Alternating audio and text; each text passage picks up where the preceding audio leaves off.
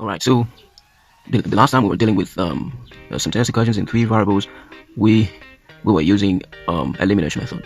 This time around, we're going to deal with it using substitution method. So we've been told to find the values of x, y, and z. So how do we go about that? Using substitution method. So first off, we're going to look at the equations, the three equations, equation 1 and 2, equation 1, 2, and 3, and then identify the simplest equation. Like for me, I'm going to choose equation 2. Because equation 2, if you look at the coefficient of the variables, they're very small, which simplifies our work. So how do we go about that? So let's simply copy the equation 2.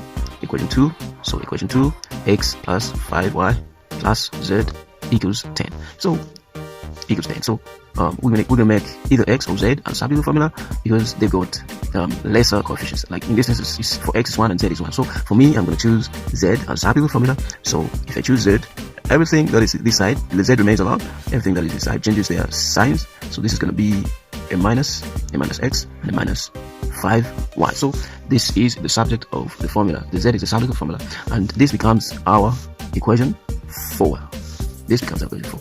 So we can simplify this one, and It can become maybe just like this for now, but just like this for now. And all we have to do is substitute this into two equations. Those equations that we never use. So we never use equation 1 and equation 3. We only use equation 2. So we're gonna get this equation, equation 1. The equation 1 says 2x plus 3y minus 2z equals 1. So what we're gonna do is 2x plus 3y minus 2.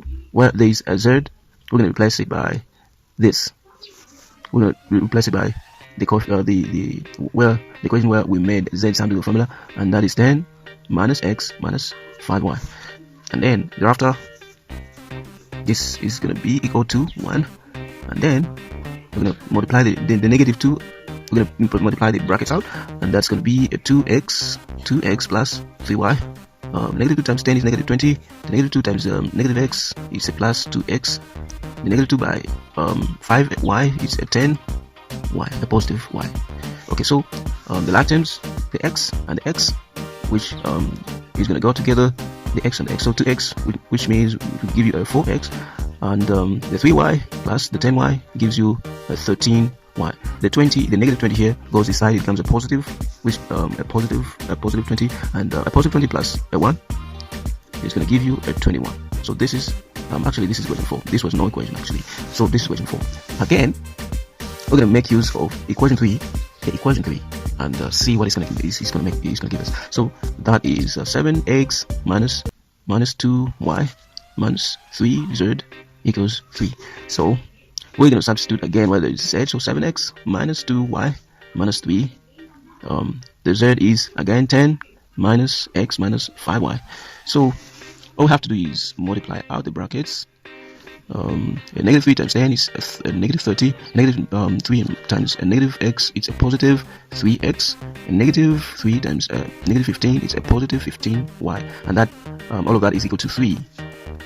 Okay, so the x, 7x plus 3 plus 3x gives us a 10x, and the negative 2y plus a 15y gives us a 13y, and all of that is equal to this 30 is going to cross the equal sign, and it's going to be a positive, plus a 3 is going to give us a 33. So this is equation 5. Remember, we're using the substitution method. So we're going to get these two equations, 4 and 5. Equation 4 is 4x plus 13y equals 21. And equation 5 is 10x plus 13y, which is going to give us a 33. So for us to deal with this one, we're going to have to make either x or y subject of the formula. Like for me, I'm going to make I'm going to choose equation 4 to make either x or y subject of the formula. But for me, I'm actually going to make the 4 subject, the x subject of the formula using equation 4. So this is going to be the 4x, the 13y goes this side, becomes 21 minus 13y, and then divide by 4 this side, even divide by 4 this side, and it becomes a 21 minus 13y divided by 4. Alright, so all I have to do is substitute the x into equation 5. So this is equation 4 and this is equation 5. So I'm going to have to substitute this expression into the equation 5. So how do I go about that? So the 10, where there's x, I substitute this 21 minus 13y divided by 4. This is in brackets. And then plus multiply everything by this denominator 4. This 110 goes aside, so it remains as 130y plus 52y, and this is 132. The 210, this becomes a 200 and a negative 210. So the negative 113y plus 52y gives us a negative 78y, and this side 132 minus 210 gives us a negative 78 as well. A negative 78 as well. So if you divide both sides by a negative 78, you can get your y to be a 1. And if that is the case, then all we have to do is get this same expression. To get x, we said the x equals 21 minus 13y all over by 4. If you remember here,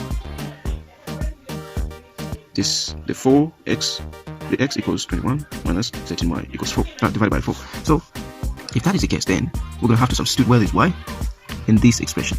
So 21 minus 13, the 1 goes where is y, divided by 4, and then this is simply 21 minus 13, because the 13 multiplied 1 is simply 13, negative 13. So 21 minus 13 gives us 8, divided by 4 gives us a 2. So our x equals 2.